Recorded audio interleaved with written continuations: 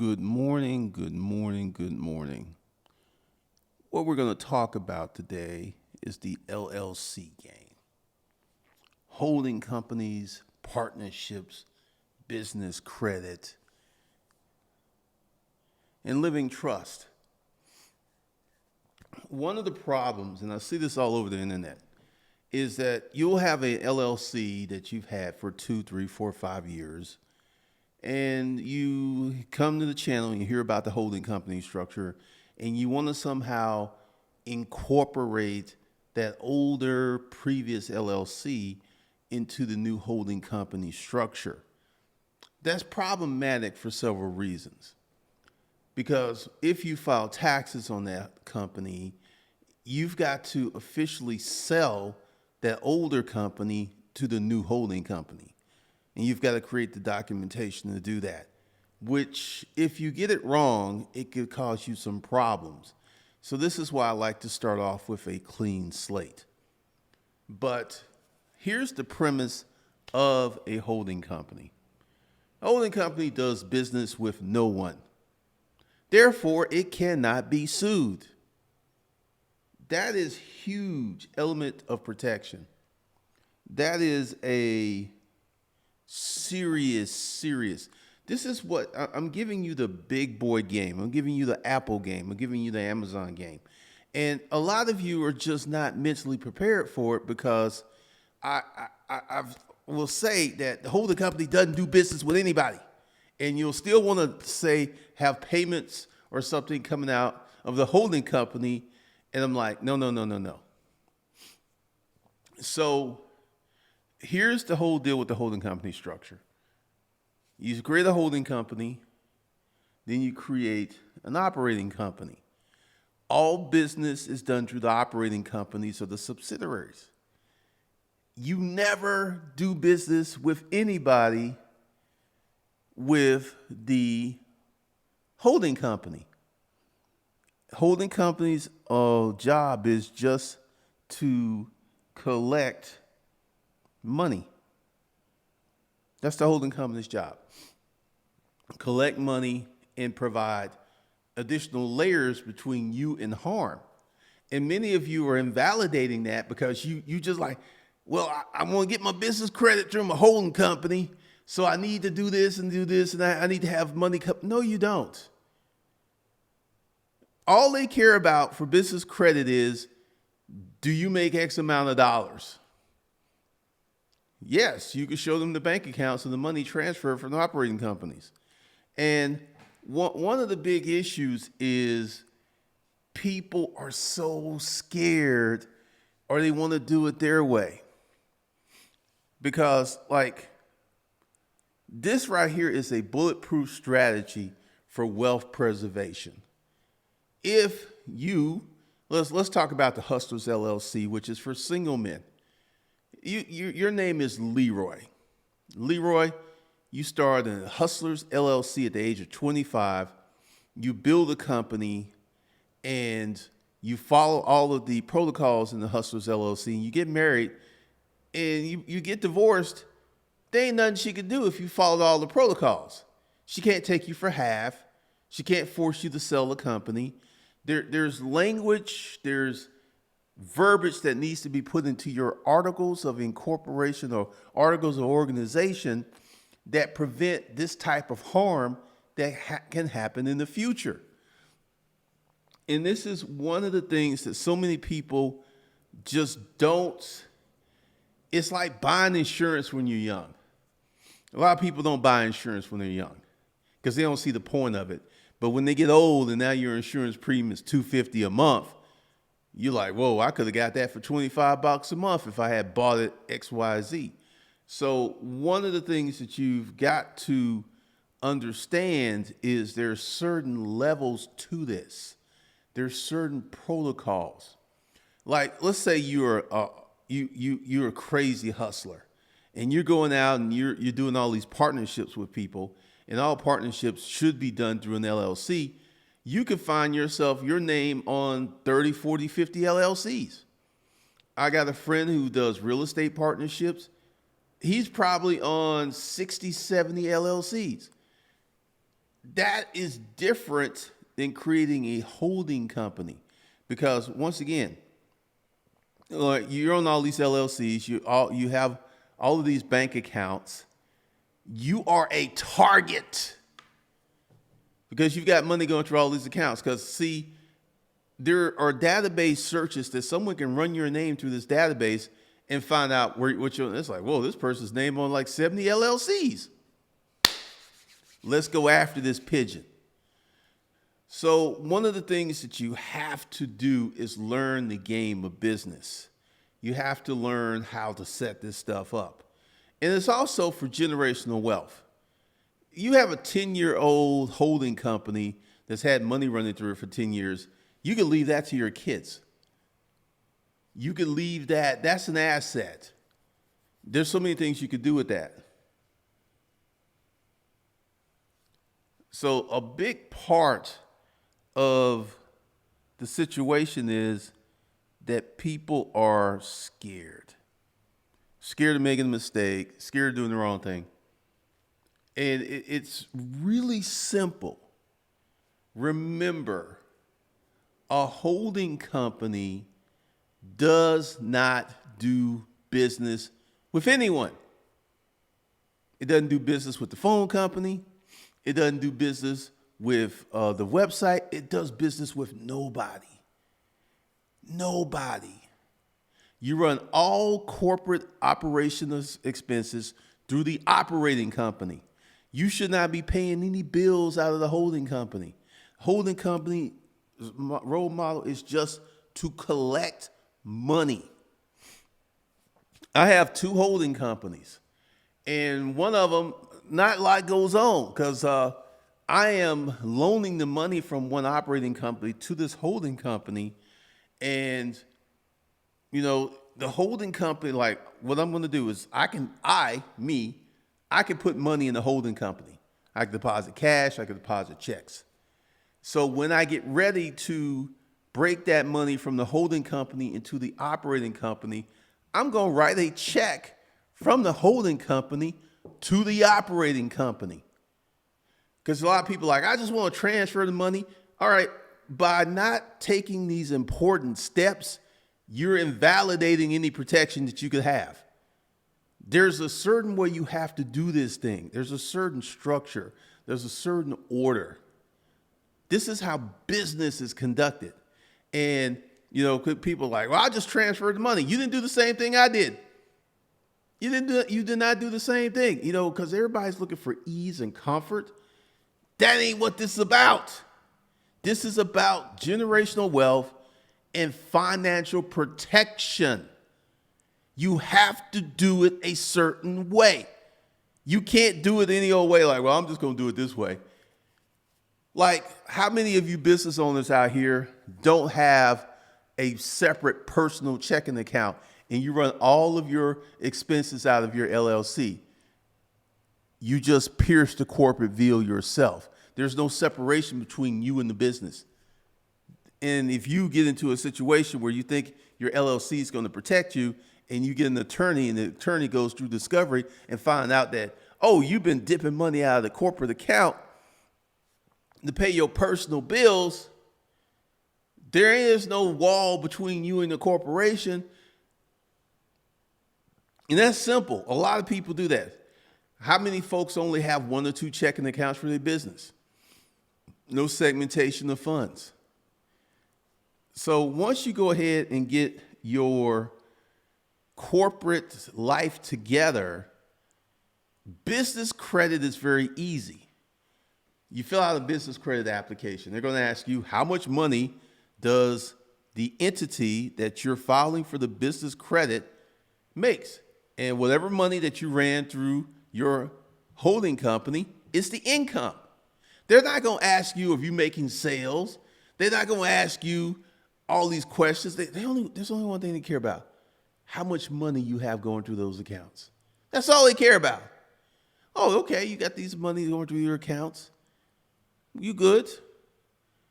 I mean, many people don't know it, but you can get an American Express green for a brand new LLC if you got decent credit.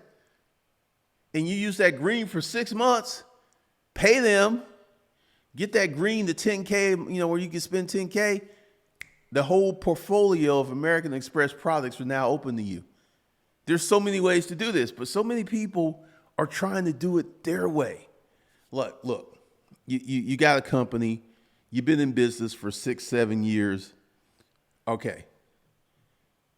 The process is that you're going to have to sell that new company to the holding company. You're going to have a bill of sale, a contract, and all this other stuff.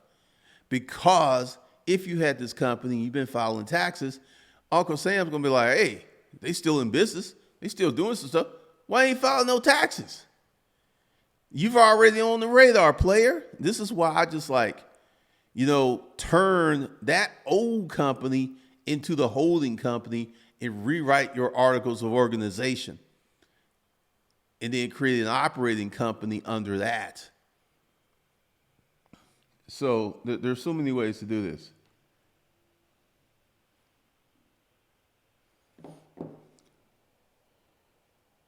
Should you have different holding companies for different industries, like real estate and trucking? Absolutely. The Internal Revenue Service will require that you file 2 tax forms for different businesses.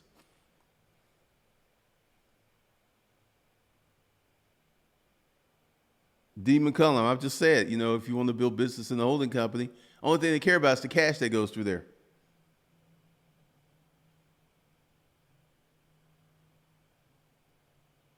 Freddie Oslo, should the holding company be formed as an LLC or as an S Corp? It depends on what you're trying to do.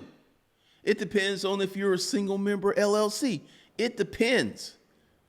So what you trying to do? Because the S Corp could save you some money. But once again, once you form an S Corp, and later on, if you sell this business, all of those tax deferments that you got because of the S Corp status, they become null and void, and you're going to owe those taxes. So make sure if you form an S Corp, you never sell that company. Yes, you could place a holding company in a trust. You can place anything in a trust, anything you want to, because this is typically how I'm going to do my real estate strategy. I'm going to have a holding company, operating company, and I'm going to have a holding company in a living trust to provide additional layers of protection for me against harm. So once again, you need to, because everybody has a different situation. No one has the same situation. Everybody's doing something different.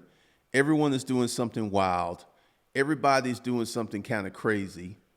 So what you're going to need to do is get you a CPA and get you a business attorney. And whenever you have these questions, because this ain't the time to be cheap.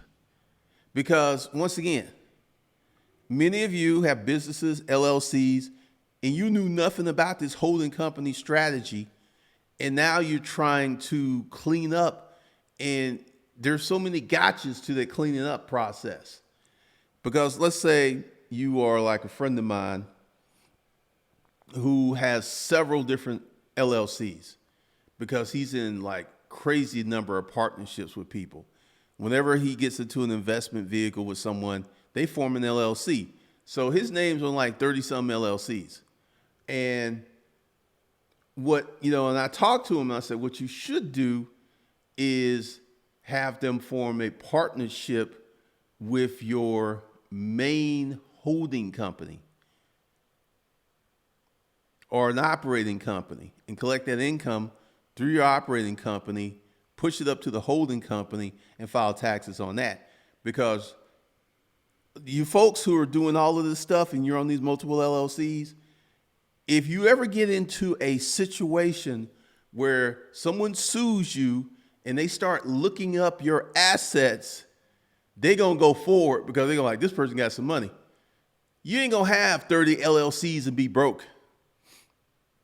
And it gets very interesting because you've got to put language in there to prevent that stuff from going nuclear.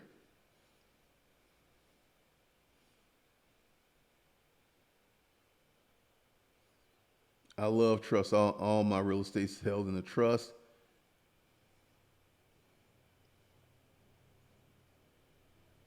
Dom D, what about putting funding holding company with assets?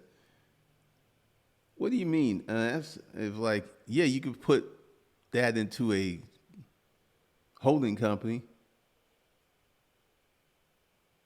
I wouldn't want some long lost predator to come after me because they think I came up.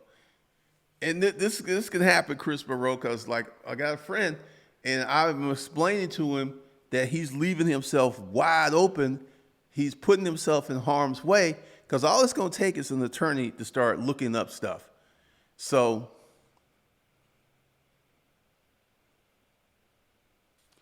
Dee Shield, what would you do if your LLC had a foreclosure? I would scrap that LLC. I would dissolve it and start all over. That's what I would do. I would not go forward with something that's had a foreclosure. And, partnerships, you got to be really careful because one of the things is if you are savvy, you're not going to do a lot of stuff in your name, in your government name. You're going to do it in these straw man instruments.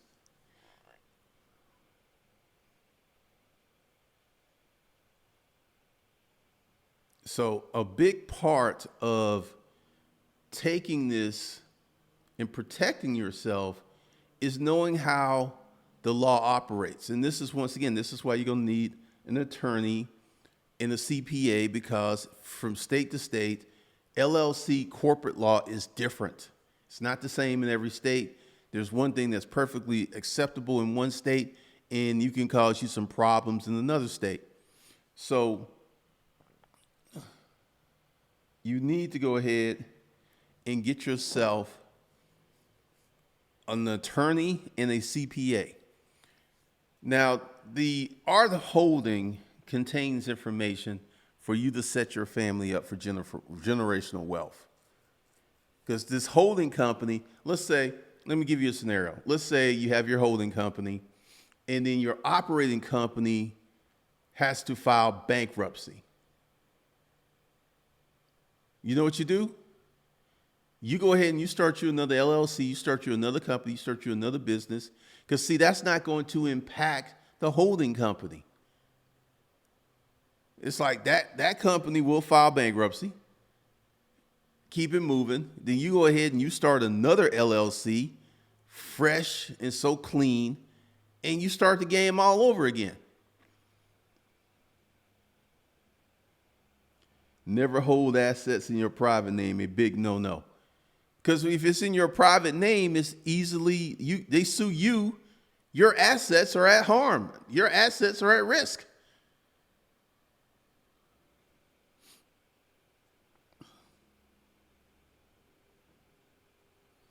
Because there's a lot of people out there who don't understand how corporate law works.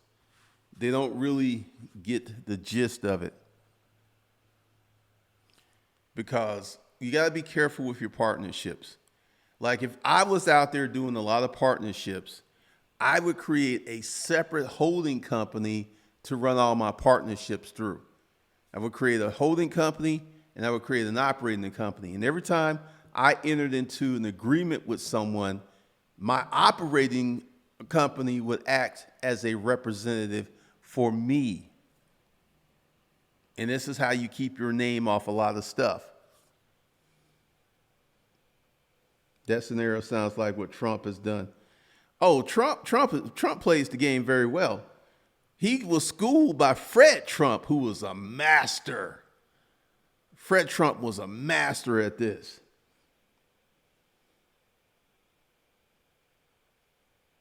Chris Haskin had a live stream yesterday saying don't put your private name or LLC. So he said put them in a trust. What do you think? Well, be real. If you've got your LLC and the holding company in the LLC, and then the LLC's in a living trust, you get that protection.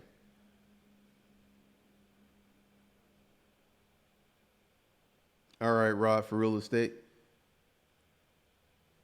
Milton Cox, you can have as many companies as you want. There ain't no limit. You heard me? Make them say, no limit.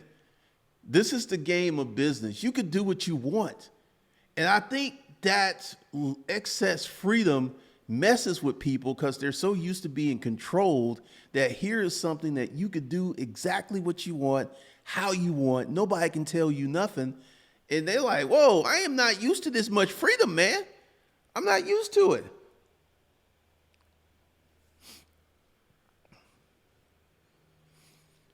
Because you can go ahead and put your real estate in the trust, because this is the system that I'm going to deploy.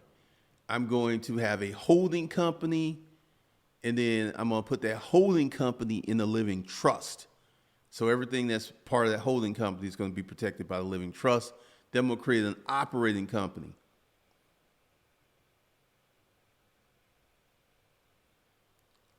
I mean, there's so many ways to do this because the real estate I'm getting will never be in my name. I mean, if I'm rolling down the street and I get in a car accident, someone looks up and says, oh, he owns a few houses in his name, and they sue me, those assets are at risk. This is why your holding company never does business with nobody. You just get in the habit of not doing business with anybody. And it can't be sued. They can't come after your assets. By creating this holding company and operating company and a living trust, you put layers of protection against you in harm's way.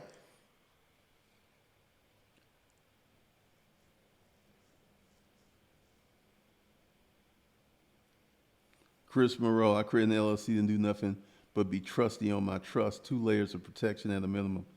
I have a friend who got sued. LLC wasn't set up right, and they ended up having to give up money from their personal savings account as well as his wife's BMW.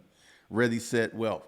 Most LLCs are not set up correctly because people go through LugaZoom. They don't talk to a business attorney. They don't talk to a CPA. They just do it. And the truth is, most LLCs don't make any money. It's kind of like web hosting. The reason that you get this web hosting so cheaply is they know that you're not going to use a lot of bandwidth. Because I found that lesson out with Urban Pack Rat. Once my bandwidth went up and my site went offline, they say, oh, you're going to have to get a dedicated server. I was like, what? So, yeah, because essentially you got to set it up right. You got to practice good corporate strategy and the simple stuff. Simple stuff. Kenneth Reader, I actually do. I'm going to add some more. Thomas Dickens, the house I purchased was owned by a family trust. Built the house, paid it off in a trust.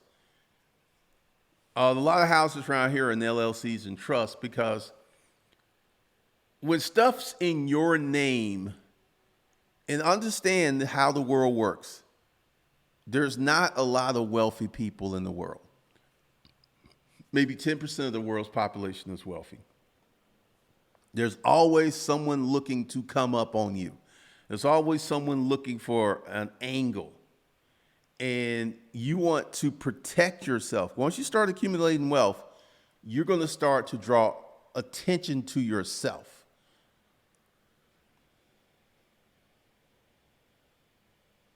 Lance Brown, in the beginning stages, how do you manage the LLC cost in the California? You pay it a move, man. Same thing with New York. New York has a thing where you do an LLC, then you have to publish it in one of these papers, and that's like $600. You either pay it or you move. Those are your two choices, because you're not. They want their money, man. They want their money.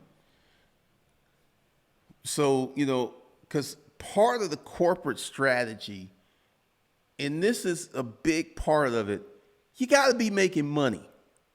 Because I get a lot of people who don't know how to market, who don't know how to sell. They want to know this stuff, which is good to know, but unless you've got money running through those accounts, it don't really mean much. It means nothing.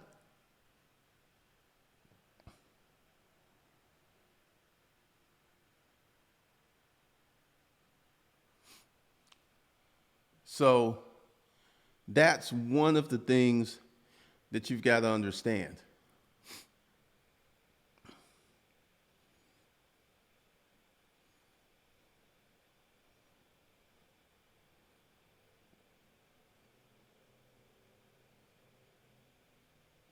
I'm trying to remember the name of the video talked about.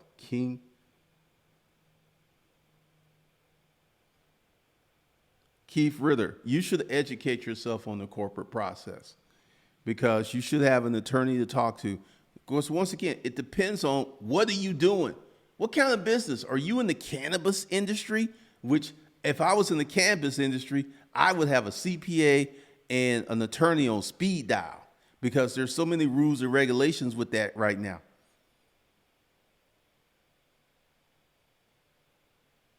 Paul Wilson, what's the process again? I have an LLC. I need to turn my LLC into a holding company and start another LLC. Pretty much.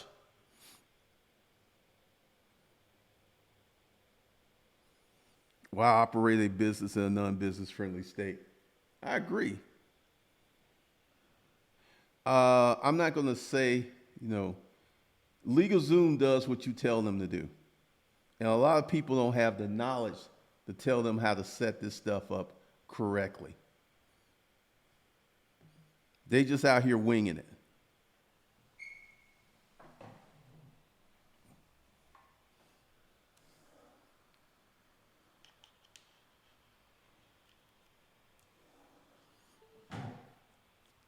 Because part of this is setting yourself up for greater success in the future.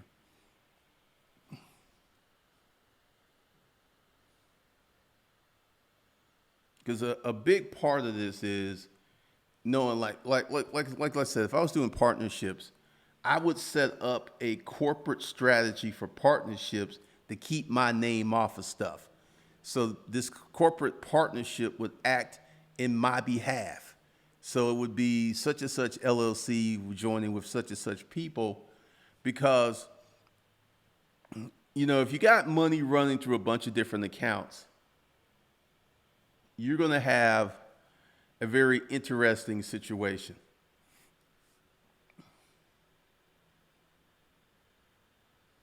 Charles, do you think it's helpful to go to school for business administration, of course? No. The best business education is to start a business, to get into the game of business and learn from doing. That's the best education you can get. Because business is so dynamic, it's so diverse.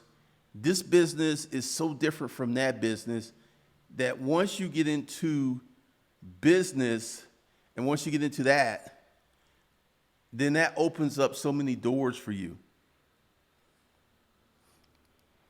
But if I was doing partnerships, I would set up a holding company and I would set up an operating company to the operating company to act as a proxy for me. I would not be signing my name to a bunch of LLCs because once again, if someone does a little snooping and they do a database, and see, there's a database search that they could do, put your name in and search all the LLC secretaries of states in the United States of America. A lot of people don't know that. So you got that situation going on. So another thing that you should be advised of is big boy corporate strategy is about saving money in defraying taxes. This is another part of it, the big boy game. Because a lot of people out here doing LLCs and stuff and doing partnerships.